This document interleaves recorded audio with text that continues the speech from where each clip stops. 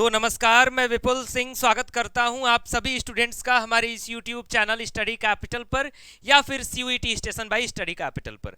CUET UG 2024 में दिल्ली विश्वविद्यालय यानी डीयू का सीएसएएस पोर्टल ओपन हो चुका है। इसको लेकर के तमाम सवाल आप सभी के आ रहे हैं। इसमें से सबसे महत्वपूर्ण सवाल है, सर काउंसलिंग में कौन कौन से डॉक्यूमेंट्स लगेंगे, उस पर भी बातचीत करूंगा। साथ में कुछ अन्य पॉइंट्स पर भी इस वीडियो में चर्चा करूंगा। जैसे कि आपका सवाल ये है कि सर रिजल्ट अभी तक नहीं आया है तो हमारी काउंसलिंग शुरू हो गई है, तो कैसे कराएं काउंसलिंग या कब तक चलेगी काउंसलिंग, क्या होगा प्रोसीजर, वो भी बताऊंगा। तो चलिए शुरू करते हैं इस वीडियो को। और वीडियो की शुरुआत करने से पहले अगर आपको दिल्ली विश्वविद्यालय या फिर बीएचयू या फिर कोई भी विश्वविद्यालय सीयूईटी के माध्यम से आपको हर एक अपडेट, उसकी काउंसलिंग की पल पल की खबर चाहिए और पूरी डिटेल और सही इंफॉर्मेशन चाहिए, तो चैनल को सब्सक्राइब करिएगा, बेल आइकन प्रेस करिएगा, क्योंकि यहां पर आपको हम लगातार सही अपडेट, सूचना और जानकारी समय पर और सही जानकारी पहुंचाते रहेंगे। तो इसलिए क्या करना है, दोनों चैनल कर लेना है सब्सक्राइब, स्टडी कैपिटल को भी। और अगर ये वीडियो स्टडी कैपिटल पर देख रहे हैं तो हमारे दूसरे यूजी वाले चैनल का लिंक यानी CUET station bye study capital, उसका लिंक डिस्क्रिप्शन बॉक्स में है, उसे भी सब्सक्राइब कर लीजिए। वो यूजी का स्पेशल चैनल है। साथ में हम व्हाट्सएप ग्रुप का लिंक भी डिस्क्रिप्शन बॉक्स में दे रहे हैं, टेलीग्राम चैनल का भी लिंक डिस्क्रिप्शन बॉक्स में दे रहे हैं, वहां से आप उसे भी ज्वाइन कर लीजिए। तो वीडियोस का लिंक हम वहां भी प्रोवाइड कराते रहते हैं। हमारे व्हाट्सएप का नंबर है 9336257345, यहाँ पर आप मैसेज कर सकते हैं अपना नाम, कोर्स का नाम और जिस भी यूनिवर्सिटी की काउंसलिंग करा रहे हैं। तो बात करते हैं रिक्वायर्ड डॉक्यूमेंट्स पर। लेकिन उससे पहले जो आपके मन में सवाल आ रहा है, सर रिजल्ट तो आया नहीं, काउंसलिंग की प्रक्रिया कैसे शुरू हो गई। तो देखिए, दिल्ली विश्वविद्यालय की काउंसलिंग 3 फेजेज में मानी जाती है।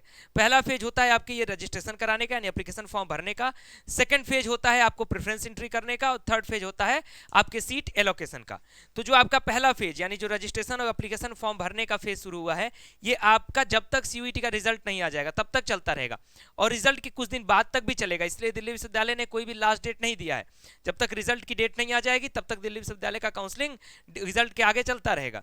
रिजल्ट आने के बाद फिर प्रेफरेंस एंट्री भी ओपन हो जाएगी, उसके बाद सीट एलोकेशन शुरू होगा। उम्मीद करता हूं कि बात समझ में आई होगी। तो required documents for list for DU UG CSAS portal. तो सबसे पहले नंबर पर जो डॉक्यूमेंट है वो है क्लास 10th का सर्टिफिकेट या फिर मार्कशीट। कुछ जो बोर्ड्स हैं उसमें मार्कशीट और सर्टिफिकेट एक साथ आता है, इसलिए वो एक ही अपलोड होगा। जिस आपके बोर्ड में सर्टिफिकेट अलग मिलता है वो सिर्फ सर्टिफिकेट अपलोड होगा। इससे क्या क्या वेरीफाई होगा, आपका नाम, डेट ऑफ बर्थ और पेरेंट्स का नाम। यानी ध्यान दीजिएगा कि आपके सर्टिफिकेट में ये 3 चीजें होनी चाहिए क्लास 10th के सर्टिफिकेट में। सेकंड नंबर का डॉक्यूमेंट है क्लास 12th की मार्कशीट। क्लास 12th की मार्कशीट आपकी अपलोड करना है आपको। अब इसमें भी सवाल होगा कि सर मेरा मार्कशीट तो आया नहीं, तो मैं अपलोड कैसे करूं। तो इसमें आपको बहुत ज़्यादा चिंता करने की बात नहीं है। आपके बोर्ड का रिजल्ट ऑनलाइन तो आ चुका है, जो आप लोग वेबसाइट से चेक करते हैं, तो उसका स्क्रीनशॉट या फिर प्रिंट आउट है, उसको स्कैन करके आप अपलोड कर सकते हैं। ठीक, तीसरे नंबर पर है कैटेगरी सर्टिफिकेट।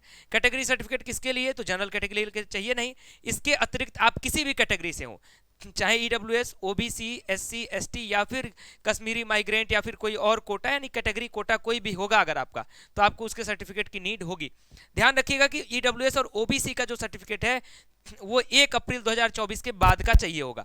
तो यदि आपके पास 1 अप्रैल 2024 के बाद का कैटेगरी सर्टिफिकेट नहीं है तो मैं आपको ये सजेस्ट करूंगा कि पहले आप कैटेगरी सर्टिफिकेट के लिए अप्लाई कर दें। मोस्ट प्रोबेबली 10 से 15 दिन के अंदर आपका, चाहे ईडब्ल्यूएस हो चाहे ओबीसी हो, मैक्सिमम 15 दिन के अंदर आपका सर्टिफिकेट आ जाता है। इसलिए अप्लाई कर दीजिए, तब जाकर के अपना कैटेगरी सर्टिफिकेट अपलोड करिएगा। इसके लिए कोई भी सेकेंडरी ऑप्शन मुझसे मत पूछिएगा, इसके लिए कोई भी सेकेंडरी ऑप्शन होता भी नहीं है। चौथे नंबर पर caste certificate must be central level. EWS का एक ऐसा सर्टिफिकेट होता है जो सेंट्रल और स्टेट अलग अलग नहीं होता है। बाकी आपका चाहे एससी एसटी आप कह लें या फिर ओबीसी कह लें, सेंट्रल और स्टेट का अलग अलग कास्ट सर्टिफिकेट बनता है। तो कास्ट सर्टिफिकेट आपका सेंट्रल लेवल का होना चाहिए, इस चीज का विशेष ध्यान रखिएगा। अगले नंबर पर बात करें, name, date of birth, parents name must be same in every documents. जितना भी डॉक्यूमेंट आप अपलोड कर रहे हैं, चाहे क्लास 10th की मार्कशीट अपलोड कर रहे हो, कैटेगरी सर्टिफिकेट अपलोड कर रहे हो या फिर सीयूईटी में आपने जो डाटा भरा है, उन सभी में आपके नाम का डाटा, आपके डेट ऑफ बर्थ का डाटा, आपके पेरेंट्स नेम यानी माता और पिता का नेम, ये सेम होना चाहिए, यानी मैच करना चाहिए। बाकी एड्रेस वगैरह में परिवर्तन करेंगे, कोई बहुत ज़्यादा इशू नहीं आएगा, लेकिन ये चीज़ें सेम होनी चाहिए। और ये लॉजिकल भी है कि सेम होना ही चाहिए। भाई आपका नाम सर्टिफिकेट में कुछ और होगा, फॉर्म में कुछ और है, तो कहाँ से एडमिशन होगा। उसके बाद scanned copy will be uploaded.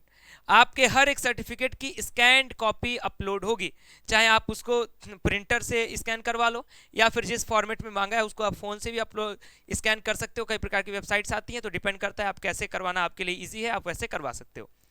ID proof number, आपके एक आईडी प्रूफ का नंबर भी आपको इसमें मांगता है आपके हर एक काउंसलिंग में, इसलिए अपना आईडी प्रूफ, खास करके मैक्सिमम लोगों के पास आधार कार्ड होगा ही, तो वो भी काउंसलिंग करते समय आधार कार्ड भी अपने पास रखें।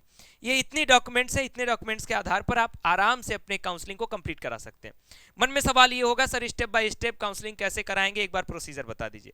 तो घबराइए नहीं, अभी समय है। आज अभी एक दिन पहले काउंसलिंग पोर्टल खुला है, उस दिन मैंने अपडेट कर दिया, अभी डॉक्यूमेंट की लिस्ट दिया हूं, शाम तक आपको स्टेप बाय स्टेप का वीडियो भी दे दूंगा। आराम से समझ लीजिएगा कि कैसे भरना है, क्या प्रोसीजर होगा। मैंने आपको बोला भी है कि यहाँ की काउंसलिंग जो है 3 फेजेज में होगी, 1, 2 एंड 3। पहला फेज शुरू हो चुका है जो कि रिजल्ट के आगे तक भी चलता रहेगा। सेकंड फेज प्रेफरेंस एंट्री का होगा जो रिजल्ट आने के बाद शुरू होगा, और थर्ड फेज प्रेफरेंस एंट्री और फॉर्म भरने के बाद सीट एलोकेशन का होता है, यानी एडमिशन की प्रक्रिया शुरू होती है।